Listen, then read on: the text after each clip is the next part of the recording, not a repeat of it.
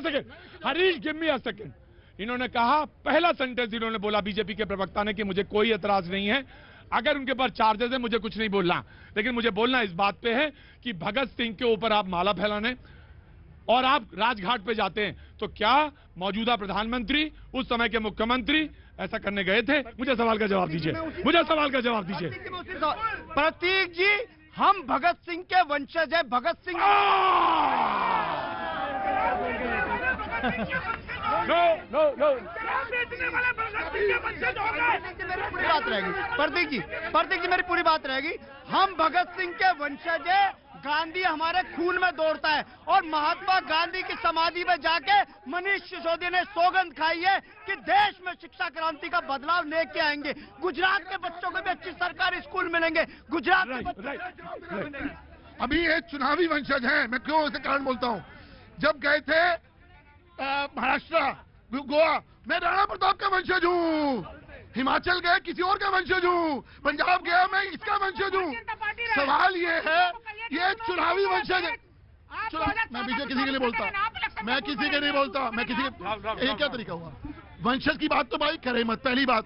और यही वो लोग हैं, कोई सीख रहा है तो दे देना, मैं निकाल दूंगा, ये कहते थे ना। दो सिंह आए हैं और उसमें साफ बोला गया है कि 100 करोड़ रुपए मनीष सिसोदिया को दिए गए। वो आज आरोपी जेल में है, लेकिन जो जिसने दिए वो जेल में है, लेकिन लेने वाला अभी भी भगत सिंह का वंशज बन रहा है।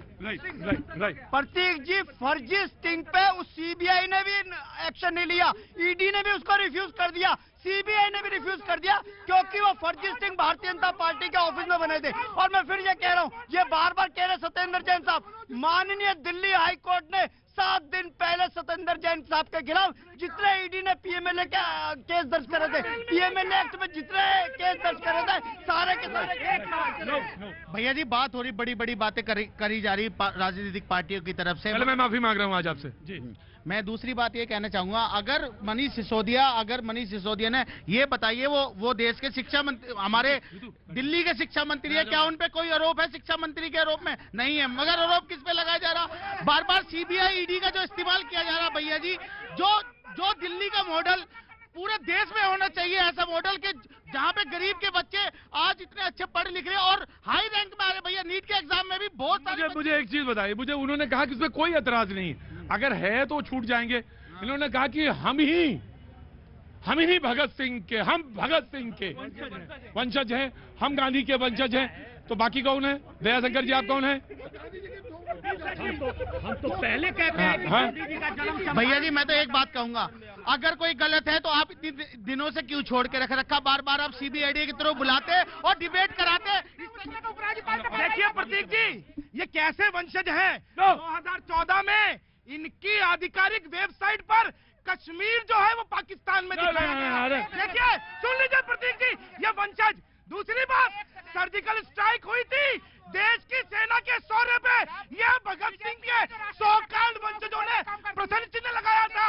दिल्ली को शराब नगरी बना दी इन्होंने। मैं एक बात, मैं आपसे मैथिल जी, मैं आपसे उस सवाल पे तो सहमत हो गया था, लेकिन ये कहना कि मैं ही देशभक्त हूँ, तो ये मैं ही हूँ, यह भी वही बात है।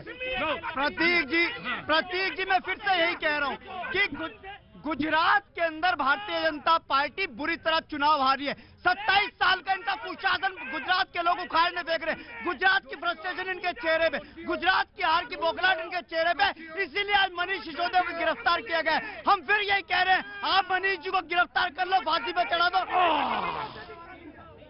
जनाब जी सर मैं कहाँ से आना हुआ आपका? मैं बीकानेर से हूँ सर। बीकानेर से। ये इसलिए कर दिया कि ये लोग बैठ जाएंगे तब तक। हाँ जी। ये खड़े हो जाते हैं चुनाव में। हाँ जी।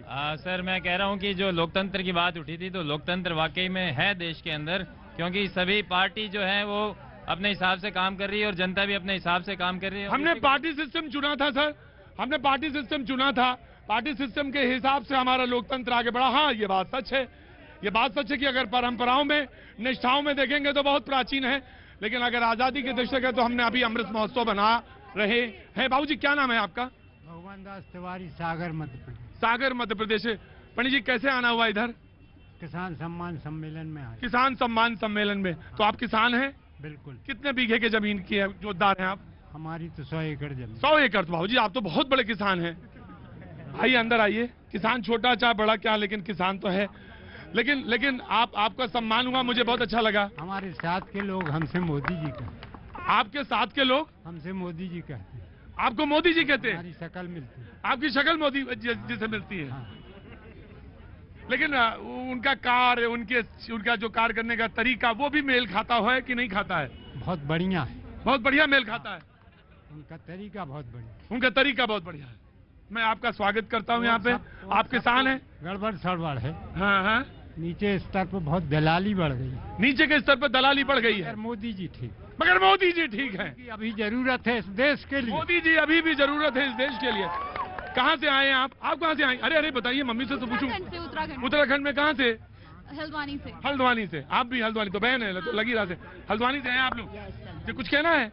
मम्मी बता रही मम्मी कहना है किसके बारे में? नहीं, लोकतंत्री है तभी तो लोग इतना बोल रहे हैं। लोकतंत्री नहीं होता तो कैसे बोलते। अंदर आ जाइए। आइए आइए आइए आइए आइए आइए अंदर आइए।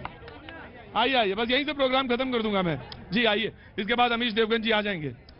आपने कहा कि लोकतंत्र है तो तभी तो लोग इतना बोल रहे हैं खुल के आजादी है। अगर लोकतंत्र नहीं होता तो कैसे बोलते? राजतंत्र होता तो क्या करते? क्या काम करती हैं आप? मैं अपना स्कूल है, टीचर हूँ। स्कूल हैं, टीचर हैं। वो भी टीचर हैं और ये भी टीचर हैं। और इन्होंने कहा कि, और आप तो ज्वेलर है, तो इन्होंने कहा कि आजादी का मतलब, जो बड़ा आजादी का मतलब है वो ये कि जो शेर है वो पिंजरे में नहीं है सर, जंगल में है। तो ये आजादी है सर, इसको समझने की कोशिश करिएगा।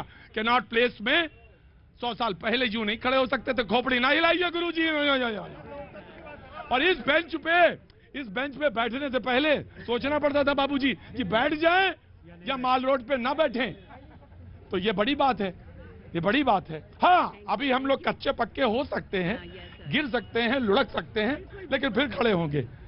कुछ कहना चाहती हैं आप? बस यही कहती है, सरकार करती तो बहुत कुछ है, लेकिन प्रजा क्या करती है? वो कहाँ से, अगर वो करोड़ों में भेज रही है तो वो नीचे। अरे मैंने बताया ना कि पिताजी ले रहे हैं अंडर द टेबल घूस, और फिर बेटे से कह रहे हैं कि अर्जुन बन जाओ। तो कैसे बन जाएगा अर्जुन? अर्जुन कैसे बन जाएगा? करता कौन है? अगर तो भ्रष्टाचार गुरुजी क्लास में पढ़ा नहीं रहे। अब मैं तीखा बोलूंगा थोड़ा। गुरुजी क्लास में पढ़ा नहीं रहे, ट्यूशन पढ़ा रहे हैं।